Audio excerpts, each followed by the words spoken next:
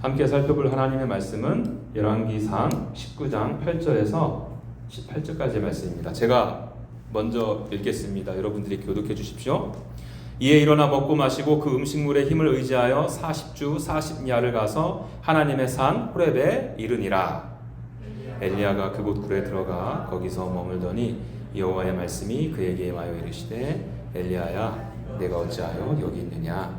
그가 대답하되 내가 만군의 하나님 여호와께 열심히 유별하오니 이는 이스라엘 자손이 주의 언약을 버리고 주의 제단을 헐며 칼로 주의 선지자들을 죽였음이오며 오직 나만 남았거늘 그들이 내 생명을 찾아 빼앗으려 하나이다. 여호와께서 이르시되 너는 나가서 여호와 앞에서 산에 서라 하시더니 여호와께서 지나가시는데 여호와 앞에 크고 강한 바람이 산을 가르고 바위를 부수나 바람 가운데에 여호와께서 계시지 아니하며 바람 후에 지진이 있으나 지진 후에도 여호와께서 계시지 아니하며 또 지진 후에 불이 있으나 불 가운데에도 여호와께서 계시지 아니하더니 불 후에 세미한 소리가 있는지라. 엘리야가 듣고 겉옷을 얼굴을 가리고 나가 굴 어귀에 섬에 소리가 그에게 임하여 이르시되 엘리야야 네가 어찌하여 여기 있느냐. 그가 대답하되 내가 만군의 하나님 여호와께 열심히 유별하오니 이는 이스라엘 자손이 주의 언약을 버리고 주의 제단을 헐며 칼로 주의 선지자들을 죽였음이오며 오직 나만 남았거늘 그들이 내 생명을 찾아 빼앗으려 하나이다.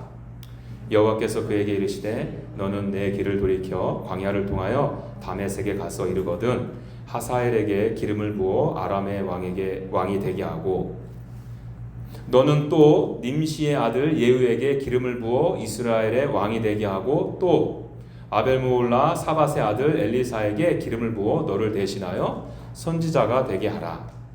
하사엘의 칼을 피하는 자를 예후가 죽일 것이요 예후의 칼을 피하는 자가 엘리사가 죽이리라. 다 같이요.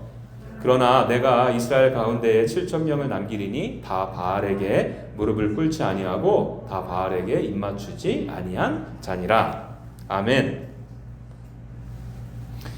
우리는 지난 시간에 절망에 빠진 엘리야를 하나님께서 어떻게 회복시켜 가시는지를 살펴보았습니다. 엘리야는 왜 절망하게 되었습니까? 한마디로 요약하면 엘리야의 기대와 현실의 간극 때문이었죠. 무슨 말이에요? 갈멜산 사건 이후에 이스라엘에게 기대했던 변화가 보이지 않았던 것입니다. 오히려 이사벨이 자신을 죽이고자 한다는 소식이 현실이 되었죠. 이것이 엘리야를 절망하게 만든 것입니다. 그런데 여러분, 우리가 이 지점에서 조금 더 깊이 들여다볼 것이 있습니다. 제가 지난주에는 내용이 좀 많아서 여기까지는 다루지 않았었는데요. 엘리야는 자신의 기대와 현실의 간극 때문에 절망의 늪에 빠졌잖아요. 그렇다면 모든 사람들이 기대와 현실의 간극 때문에 절망에 빠지냐는 거예요. 모든 사람이 낙심 가운데 있다가 절망으로 내려가느냐는 것입니다. 적어도 성경은 그렇지 않다고 말을 해요. 시편 42편을 보게 되시면 시편 기자는 깊은 낙심 가운데 있었습니다. 그는 눈물로 밤낮을 보내고 있었고 사람들은 끊임없이 내 하나님이 정말 어디 있느냐 하고 조롱하고 있었죠.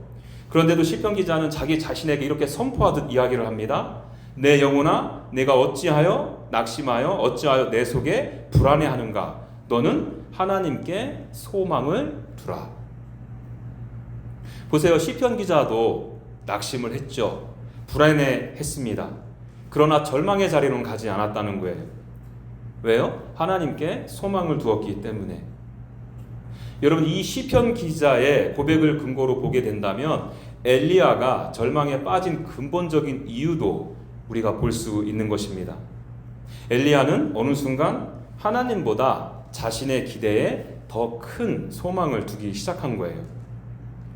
물론 처음부터 그러지는 않았을 것입니다. 처음에는 하나님께서 갈멜산에서 역사하신 것처럼 이스라엘 가운데 계속해서 역사하시기를 기대했겠죠. 하나님께서 백성들을 돌이키시고 변화시켜 주시기를 바랬을 것입니다. 그 바람 자체는 잘못된 것이 아니죠. 그런데 시간이 지나면서 조금씩 그의 마음이 달라지기 시작했어요. 처음에는 하나님께서 일하시기를 바랍니다 이거였는데 어느 순간부터는 하나님께서는 반드시 내가 원하는 방식으로 일하셔야 합니다. 이렇게 바뀌어지게 된 것입니다. 처음에는 하나님께 소망을 두고 있었습니다. 그런데 점점 이제 하나님 자신보다 자신이 기대하는 결과에 마음이 더 머물기 시작한 거라는 거예요. 여러분, 이 차이는 아무렇지도 않은 것처럼 보이지만 생각보다 큽니다. 하나님께서 선한 길로 인도해 주실 것을 믿습니다. 이 고백과요, 하나님께서는 반드시 내가 원하는 방향으로 인도해 주셔야 합니다. 다르죠. 전자는 하나님께 소망을 두는 것이고요, 후자는 내가 기대하는 결과에 소망을 두는 것입니다. 엘리야가 바로 어느 순간에 그 경계를 넘어가고 말았다는 겁니다. 그래서 하나님께서 여전히 일하고 계심에도 불구하고 아무 일도 일어나지 않은 것처럼 보였던 것이고요, 하나님께서 자신의 뜻을 이루어가고 계신데도 실패한 것처럼 느껴졌던 것입니다. 우리가 이 모습을 확인할 수 있는 구절이 바로 10절에 나타나는데요, 제가 주목하는 표현이 있어요. 내가 만군의 하나님 여호와께 열심히 유별하오니 그리고 오직 나만 남았거늘. 이게 하나님 앞에 하는 엘리야의 고백인데요, 반복해서 등장하는 단어가 무엇입니까? 내가, 그리고 나만. 물론 엘리야의 말이 틀렸다는 말은 아니에요. 그는 실제로 하나님께 열심히 있었죠. 850명의 거짓 선지자들과 맞서 싸울 정도로 하나님을 사랑했고 하나님을 위해 헌신했습니다. 그런데 지금 엘리야의 시선을 보십시오. 자신에게 지금 머물러 있어요. 여러분, 사실 갈멜산 사건을 제대로 보고 있노라면 시선은 자연스럽게 하나님께로 향해야 하죠. 갈멜산으로 올라오라고 명령하신 분도, 하늘에서 불을 내리시는 분도 하나님이셨습니다. 오랫동안 닫혀있던 하늘을 여셔서 비를 내리신 분도 하나님이시라고요. 갈멜산 사건의 중심에는 처음부터 끝까지 하나님이 계셨던 것입니다. 그런데 지금 이 엘리야의 고백 속에서는 하나님께서 무엇을 하셨는가 보다 자신이 무엇을 했는가가 지금 더 크게 자리하게 되었어요. 여러분, 저는 이것이 엘리야에게서 보여지는 자기 중심성이라고 생각합니다. 여러분, 자기 중심성은 하나님을 떠난 상태만을 말하는 것이 아니에요. 오히려 하나님을 사랑한다 말하면서도 하나님보다 자신의 열심이 더 크게 보이는 것입니다. 하나님보다 자신의 기대가 더 크게 보이고 하나님보다 자신의 판단을 더 크게 보이는 상태를 말하는 거예요. 엘리야는 여러분 바로 이 지점에서 낙심해서 절망의 자리로 빠지게 된 것입니다. 왜 그렇다고요? 하나님 자신을 붙들고 있었던 것이 아니라 하나님께 기대했던 결과를 붙들고 있었기 때문에. 그래서 여러분, 우리도 이 부분을 많이 조심해야 돼요. 신앙생활을 하다 보면 어느 순간 나도 모르게 하나님보다 내가 드린 헌신과 수고, 내가 기대하는 열매에 마음을 둘 때가 많이 있죠. 그때는 하나님께서 지금 무엇을 하고 계신가 보다 내가 기대한 결과가 나타났는지 안 나타났는지 그게 더 중요해집니다. 그리고 그 기대가 무너지기 시작하면 낙심하게 되고, 이 낙심은 나를 절망의 자리로 인도한다는 거예요. 그리고 여러분, 이런 자기 중심적인 신앙의 태도는 자기 자신을 절망에 빠뜨리는 데서 끝나지 않죠. 공동체를 바라보는 시선까지 흐려지게 만듭니다. 엘리야의 또 다른 고백을 제가 아까 말씀드렸잖아요. 오직 나만 남았습니다. 물론 이 고백 속에는 실제로 엘리야가 느끼는 외로움과 고독감과 두려움이 담겨져 있죠. 그러나 여러분, 정말 엘리야만 남아 있었나요? 아니잖아요. 하나님께서는 이미 바알에게 무릎 꿇지 아니한, 절하지 아니한 7,000명을 남겨두고 계셨거든요. 그리고 그 앞장에 보시면 뿐만 아니라 왕궁 맡은 자 오바댜도 있었어요. 이 오바댜라는 사람은 엘리야처럼 갈멜산 위에서 바알 선지자들과 정면으로 맞서 싸우지는 않았습니다.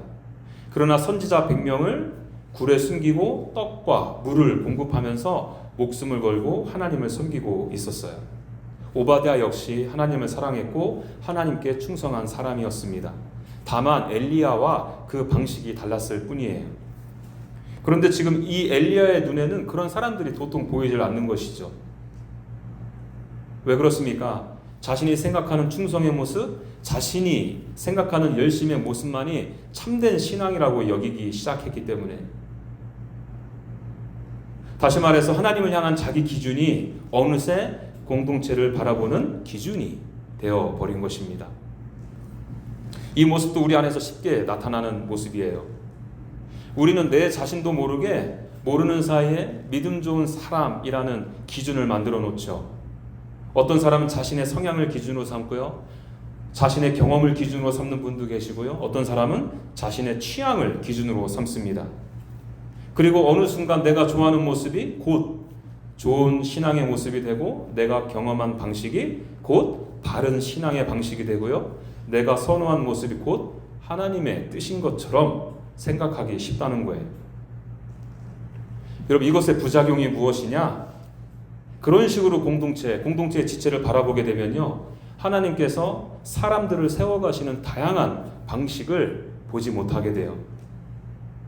하나님께서 각 사람에게 주신 은사를 보지 못하게 되고, 공동체 가운데에서 다양한 방식으로 다양한 방법으로 역사하시는 하나님을 발견하지 못하게 된다는 거예요.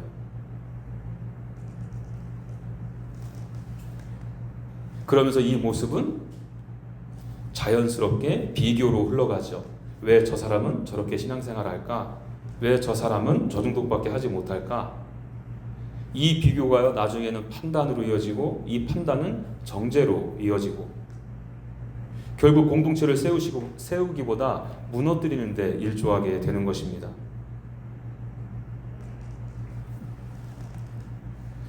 여러분, 우리는 지금까지 엘리야가 왜 낙심을 넘어 절망에 빠지게 되었는지 살펴보았습니다. 그렇다면 여러분, 이런 엘리야에게 가장 필요한 것은 무엇이었을까요? 더 큰 기적이었을까? 더 강력한 능력의 체험이었을까요? 아니면 당장 이세벨이 사라지고 상황이 바뀌는 것이었을까? 물론 이런 요소들도 엘리야를 잠시나마 위로할 수는 있었을 것입니다. 그러나 하나님께서는 엘리야를 단순히 위로하는 것으로 끝내지 않으셨죠. 엘리야가 가지고 있었던, 마음속 깊은 곳에 가지고 있었던 문제를 근본적으로 회복하시기를 원하셨습니다. 그래서 어떻게 하셨느냐? 로뎀나무 아래 주저앉아 있던 엘리야를 찾아오셨죠. 먹이시고 쉬게 하셨으며 40일 40주야를 걸어서 호렙산으로 이끄셨습니다. 하나님께서는 이 하나님의 산 호렙산에서 엘리야가 하나님이 어떤 분이신지 다시 바르게 알기를 원하셨어요. 자기 기대 속에 가둬놓았던 하나님이 아니라 있는 그대로, 원래 그대로의 하나님을 다시 만나기를 원하셨던 것입니다. 여러분, 그 내용이 바로 11절과 12절에 기록되어져 있습니다. 우리가 이 11절과 12절의 내용을 자세히 살피기에 앞서서 먼저 한 가지를 주목해야 합니다. 제가 지난주에도 간단하게 언급해드렸는데, 여러분, 이 장면은 출애굽기에서 하나님께서 모세에게 자신의 영광을 보여주셨던 그 사건과 매우 깊은 연관관계가 있다는 사실이에요. 그렇게 볼 수 있는 근거들이 한두 가지가 아닌데, 그 중에서 세 가지 여러분들에게 간단하게 말씀드립니다. 먼저는 장소가 같다는 것입니다. 엘리야가 지금 서 있는 곳은 호렙산이죠. 호렙산은 다른 이름으로 무엇이라고 합니까? 신의 산. 모세가 하나님의 영광을 보았던 그 자리에서 이제 엘리야도 하나님을 만나게 되는 것이죠. 그리고 두 번째는 머무는 장소. 9절에 보시면 엘리야가 굴에 들어가 머물렀다고 기록합니다. 그런데 여러분, 여기서 굴은 단순한 동굴이라기보다는 바위 틈을 가리키는 표현이에요. 출애굽기 33장에서도 하나님께서는 모세를 반석 틈에 두셨죠. 하나님의 영광 앞에 선 인간이 바위 틈에 보호받고 있다는 점에서 아주 유사하다는 거예요. 그리고 세 번째는 같은 표현이 등장한다는 것입니다. 11절에 보시면 여호와께서 지나가시는데 이렇게 말씀하시잖아요. 이 표현은 출애굽기 33장과 34장에서도 반복돼서 나타나죠. 하나님께서는 모세에게 내 모든 선한 것이 너의 앞으로 지나가게 하리라. 이렇게 말씀하셨고요. 실제로 모세 앞을 지나가셨습니다. 그러면서 자신의 이름을 선포하셨죠. 보세요. 같은 산, 비슷한 바위 틈, 그리고 동일한 지나가심. 이것은 우연이라 보기 어렵죠. 성경은 지금 의도적으로 모세와 엘리야를 나란히 세워놓고 있는 것입니다. 여기까지는 동의하시죠? 그럼 이런 배경 지식을 가지고 11절과 12절 말씀을 보겠습니다. 우리 다 같이 한번 읽어볼까요? 시작! 여호와께서 이르시되 너는 나가서 여호와 앞에서 산에 서라 하시더니 여호와께서 지나가시는데 여호와 앞에 크고 강한 바람이 산을 가르고 바위를 부수나 바람 가운데 여호와께서 계시지 아니하며 바람 후에 지진이 있으나 지진 가운데에도 여호와께서 계시지 아니하며 또 지진 후에 불이 있으나 불 가운데에도 여호와께서 계시지 아니하더니 불 후에 세미한 소리가 있는지라. 여기 보시면 하나님께서 지나가신다고 그래요. 먼저 크고 강한 바람이 산을 가르고 바위를 부쉈다고 합니다. 그리고 그 뒤에 지진이 일어났고요. 그리고 불이 나타났다 기록되어져 있습니다.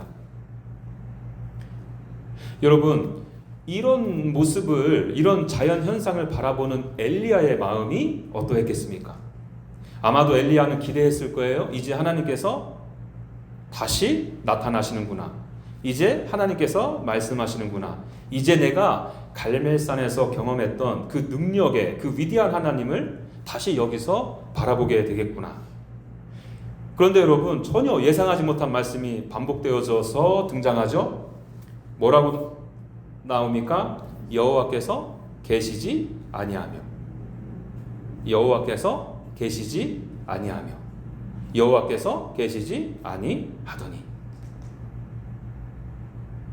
여러분, 이 말은 하나님께서 바람과 지진과 불과 아무 상관이 없다는 뜻이 아니에요.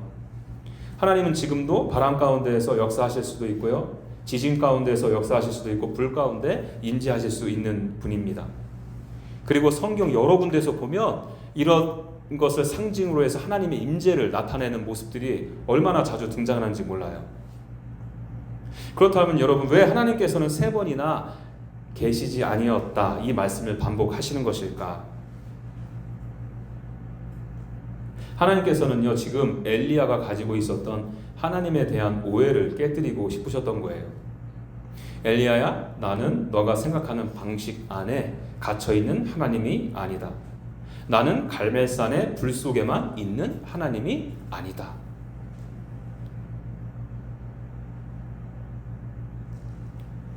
그러면서 바로 그 뒤에 오늘의 핵심 표현이 등장하죠. 12절 하반절.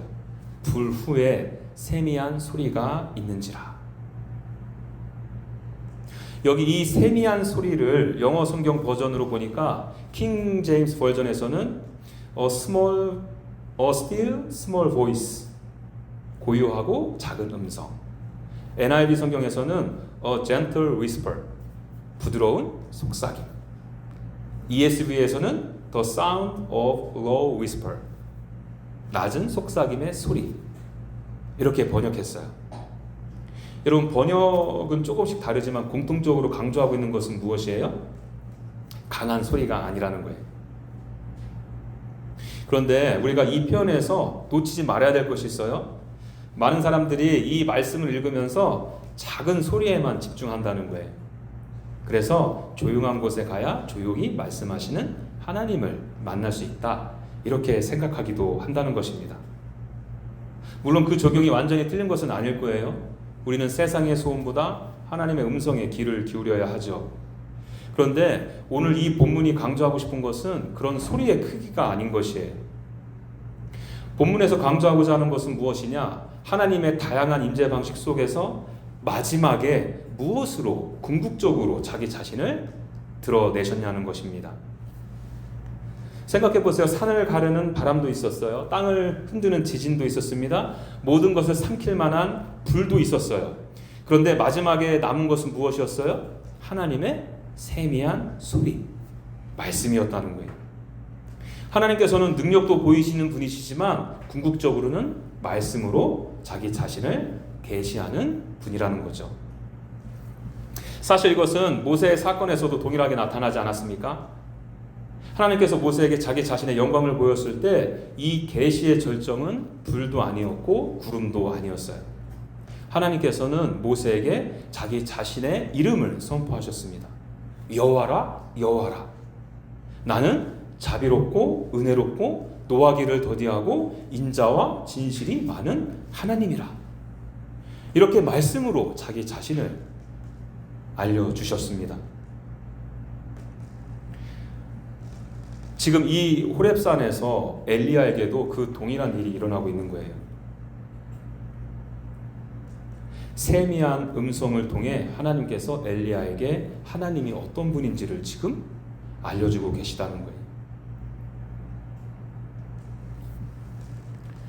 그래서 여러분, 이 세미한 소리에 있어서 중요한 것이 소리의 크기가 아니라면 우리가 정말 주목해야 될 것이 무엇이냐는 거예요. 이 하나님의 소리, 세밀한 소리라고 말하는 그것이 가리키는 것이 무엇이냐는 거예요. 이 소리의 정체가 무엇인가가 훨씬 더 중요한 것입니다. 여러분들 잘 아시잖아요. 성경은 하나님의 말씀을 가장 궁극적으로 그 말씀의 실체를 누구라고 가리키고 있습니까? 네. 요한복음에서는 이렇게 선언하지 않나요? 태초에 말씀이 계시니라. 그리고 이어서 말씀이 육신이 되어 우리 가운데 거하시네. 하나님께서 말씀으로 자기 자신을 계시하셨는데 마침내 그 말씀이 사람의 몸을 입고 우리 가운데 오셨다는 것입니다. 그러므로 호렙산에서 들려온 세미한 이 소리, 조용한 하나님의 음성은 궁극적으로 예수 그리스도를 바라보게 하는 것입니다. 여러분, 놀랍게도 신약에서 이 모세와 엘리야가 다시 함께 등장하는 장면이 기록되어져 있죠. 바로 여러분들이 잘 아시는 변화산 사건입니다. 마태복음 17장에 보시면 예수님께서는 영광스러운 모습으로 변화되십니다. 그리고 예수님 곁에 누가 있느냐? 모세와 엘리야가 있어서 서로 마주하고 대화를 나누고 있다 말해요. 이것이 우연이겠어요? 호렙산에서 하나님을 만났던 엘리야, 시내산에서 하나님의 영광을 보았던 모세가 이제 예수 그리스도 곁에 있는 것입니다. 그때 빛난 구름이 그들을 덮고 하늘에서 하나님의 소리, 하나님의 음성이 들려옵니다. 어떻게 들려오는지 아세요? 이는 내 사랑하는 아들이요 내 기뻐하는 자니 너희는 그의 말을 들으라. 무슨 말이에요? 모세에게 부분적으로 나타났던 이 하나님의 영광, 엘리야에게 세미한 소리 가운데 나타났던 하나님의 계시가 이제 예수 그리스도 안에서 완전하게 드러나고 있는 것입니다. 모세는 반석 틈 가운데에서 하나님의 지나가심을 경험했죠. 엘리야는 세미한 소리 가운데 하나님의 임재를 경험한 것입니다. 그러나 그것은 어디까지나 장차 나타날 더 큰 계시를 미리 보여주는 그림이었다는 거죠. 그래서 이제 하나님께서는 말씀하시는 거예요. 그의 말을 들으라. 이제는 내 아들을 통하여 나를 보라. 이제는 내 아들을 통하여 내가 누구인지를 보여줄 것이다.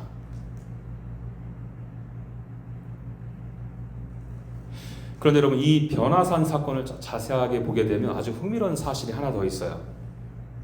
하늘에서 이는 내 사랑하는 아들이요 내 기뻐하는 자니 너희는 이제 그의 말을 들으라. 이런 음성이 들렸다고 말씀드렸잖아요. 이 음성이 들려진 직후에 예수님께서 제자들에게 이런 말씀을 하세요. 제가 말씀드릴게요. 인자가 죽은 자 가운데서 살아나기 전에는 본 것을 아무에게도 이르지 말라. 여러분, 예수님께서 왜 이 말씀을 하셨을까요? 이 변화산의 영광은 십자가를 통과해야만 비로소 바르게 이해할 수 있기 때문에, 제자들은 지금 예수님의 영광 가운데 변하신 모습 보았잖아요. 그러나 아직 십자가 앞에 마주하지는 못했습니다. 그렇기 때문에 예수님의 영광, 예수님께서 변형된 그 영광스러운 모습을 변형된 그 모습이 무엇을 의미하는지 아직 제대로 모르고 있는 것이에요. 그렇기 때문에 예수님께서는 이 영광의 의미를 아직 말하지 말라고 말씀하신 것입니다. 여러분, 하나님의 영광은 단순히 눈부신 빛으로만 나타나지 않는다는 것이죠. 하나님의 영광은 십자가에서 가장 완전하게 드러나는 것입니다. 왜냐하면 십자가에서 하나님의 공의와 사랑이 함께 나타나고 하나님의 진노와 긍휼이 함께 드러나기 때문입니다. 생각해 보세요. 출애굽기에서 하나님께서는 분명히 말씀하셨습니다. 사람이 나를 보고 살 자가 없느니라. 그런데 모세는 죽지 않았거든요. 엘리야도 죽지 않았습니다. 왜요? 그들을 향한 하나님의 거룩하심이 사라졌기 때문입니까? 하나님의 심판이 거두어졌기 때문이에요? 아니에요. 그 심판은 장차 오실 그리스도께서 담당하실 심판이었기 때문입니다. 그래서 여러분, 예수님께서 십자가에서 달리셨을 때 실제로 어떤 일들이 일어났다 기록합니까? 성경은 온 땅에 어둠이 임하였고 땅이 진동하였으며 바위가 터졌다. 하나님의 거룩한 심판이 실제로 쏟아진 것입니다. 죄인들이 받아내야 할 그 진노가 예수 그리스도 위에 임한 것이죠. 바로 그 심판을 그리스도께서 대신 담당하셨기 때문에 모세도 살 수 있었고 엘리야도 살 수 있었던 거예요. 그리고 바로 그 심판을 예수님께서 대신 담당하셨기 때문에 오늘 저와 여러분들도 하나님 앞에 담대히 나아갈 수 있게 된 것입니다. 하나님의 영광 앞에 마주할 수 있게 된 거예요. 그러므로 모세가 반석 틈에서 보았던 하나님의 영광도 엘리야가 세미한 소리 가운데 경험했던 하나님의 임재도 결국 예수 그리스도를 가리키고 있다는 것입니다. 모세와 엘리야는 멀리서 바라보았죠. 그러나 우리는 이제 그 모든 계시가 성취된 예수 그리스도 안에서 하나님을 보게 된 것이에요.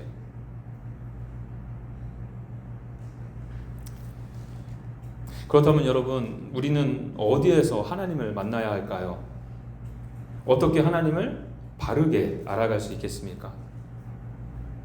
답 이미 다 나오지 않았습니까? 하나님께서는 엘리야에게 세미한 음성 가운데 자신을 나타내셨고요. 변화산에서는 이렇게 말씀하셨잖아요. 이는 내 사랑하는 아들이요 내 기뻐하는 자니 너희는 그의 말을 들으라. 그러므로 여러분, 내가 하나님을 알아간다는 것은 결국 말씀이신 예수 그리스도를 알아가는 것입니다. 하나님을 만난다라는 것은요, 성경 안에 거하시는 예수 그리스도를 만나는 것이에요. 외식하는 자들 향해 진리를 선포하셨던 예수님, 예루살렘 성을 바라보시면서 눈물을 흘리셨던 예수님, 길 잃은 양을 끝까지 찾아가셨던 예수님, 죄인을 위해 십자가를 지셨던 예수님, 죽음을 이기시고 부활하셔서 지금도 자기 백성을 붙들고 계시는 예수님을 만나야 한다는 것입니다.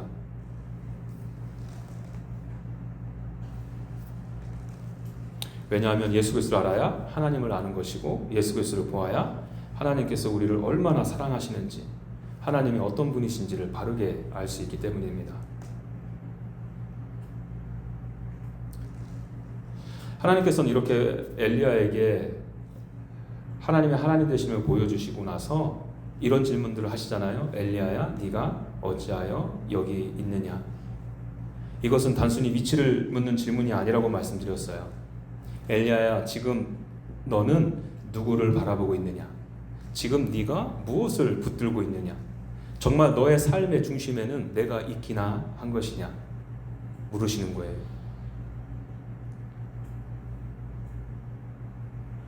이 질문에 대한 답은요, 엘리야가 하나님을 다시 알게 되었을 때 비로소 답할 수 있는 질문인 것입니다.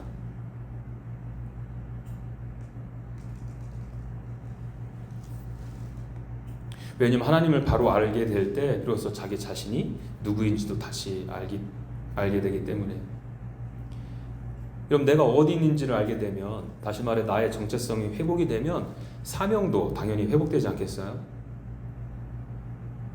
내가 어디에 속한 사람인지를 알게 되고 내가 어떤 존재인지 알게 되면 내가 무엇을 위해 살아가야 하는지 분명해지기 때문에 그렇죠.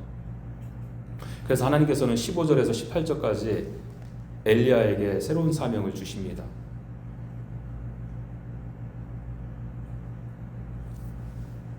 이제는 이 일들을 감당하라는 것이에요.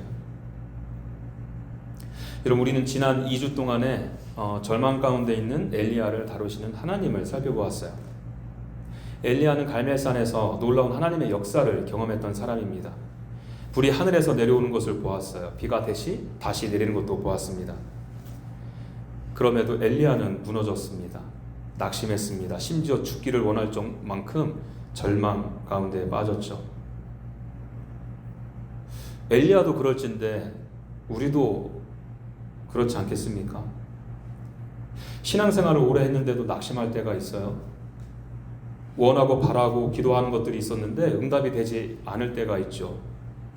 나름 최선을 다해서 열심히 섬겼는데 기대했던 열매가 보이지 않을 때도 수도 없이 많습니다. 다른 사람들 앞에서는 괜찮은 것 같아 보이지만 사실 어쩌면 우리는 로뎀나무 아래 엘리야와 같을 때가 훨씬 더 많아요. 그런데 여러분, 우리가 놓치지 말아야 될 것은 하나님께서는 그런 엘리야와 같은 우리들을 절대로 포기하지 않으셨어요. 찾아오셨고 먹이셨고 쉬게 하셨습니다. 그리고 하나님의 산 호렙산에서 내가 어떤 하나님이야? 하나님의 실체를 보여주셨습니다. 오늘도 마찬가지입니다. 하나님께서 우리를 정죄하기 위해서 지금 우리 가운데 찾아오신 분이 아니세요. 우리를 다시 일으켜 세우시기 위해 찾아오셨습니다. 우리를 책망하기 위해서 부르는 것이 아니라 하나님 자기 자신을 알리시기 위해 세미한 소리로 우리를 부르시고 계십니다. 그러므로 여러분, 그 세미한 소리의 실체인 예수 그리스도께로 나오십시오. 성경이 증언하는 예수 그리스도를 더욱 알아가기를 소망하십시오.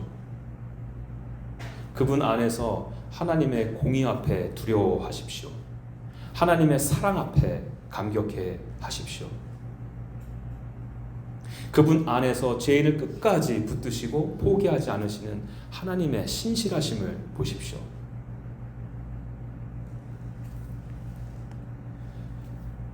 예수 그리스도를 통해 하나님을 바르게 알아가면 알아갈수록 우리의 자신들도, 우리의 내면도, 우리의 현 주소도 다시 보이게 될 것입니다. 내가 누구에게 속한 사람인지 깨닫게 될 것입니다. 왜 살아야 하는지 알게 되실 겁니다. 그리고 하나님께서 나에게 맡기신 사명도 다시 보게 될 것이에요.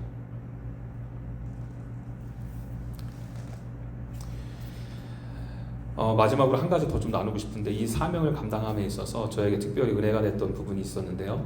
15절을 보시게 되면 이런 말씀이 있어요. 너는 너의 길을 돌이켜 광야를 통하여 가라. 여러분, 우리 지난주에 40주야를 광야를 걸어서 호렙산에 왔잖아요. 사명을 주시면서 그 길을 다시 걸어가라 하시는 것입니다. 여러분, 이 말씀이 놀랍지 않나요? 세미한 음성을 들었다고 해서 더 이상 내 삶 가운데 광야가 사라지는 것은 아니라는 것이죠. 하나님을 만났다고 해서 더 이상 흔들림과 고민이 깨끗하게 사라진다는 뜻도 아닌 것입니다. 광야는 여전히 우리 앞에 놓여진 현실이라는 거예요. 그러나 이제는 달라요. 전에는 낙심 가운데 광야를 걸었다면 이제는 하나님을 알고 걷는 광야입니다. 이전에는 절망 가운데 광야를 걸었다면 이제는 내가 누구에게 속한 사람인지 알고 걷는 광야길이라는 거예요. 이전에는 자기가 무너진 자리에서 광야를 걸었다면 이제는 누구를 위해 살아야 하는지 알고 걷는 광야라는 것입니다. 광야는 여전히 부족함이 있고 결핍이 있는 곳입니다. 그러나 이제 그 길은 혼자 걷는 길은 아니에요. 하나님을 신뢰하며 걷는 길입니다. 하나님을 의지하며 걷는 길이에요. 말씀이신 예수 그리스도를 바라보며 걷는 길입니다. 바라기는 저와 여러분들 우리 모두가 이 길을 걷게 되기를 원해요. 광야와 같은 인생길 가운데서도 하나님을 더욱 알아가기를 힘쓰고 예수 그리스도를 더욱 사랑함으로 예수 그리스도를 더욱 닮아가게 되기를 바랍니다. 하나님의 마음으로 공동체를 세워가고 하나님의 나라를 세워가는 일에 우리들의 마음을 쏟기를 바랍니다. 함께 기도하죠.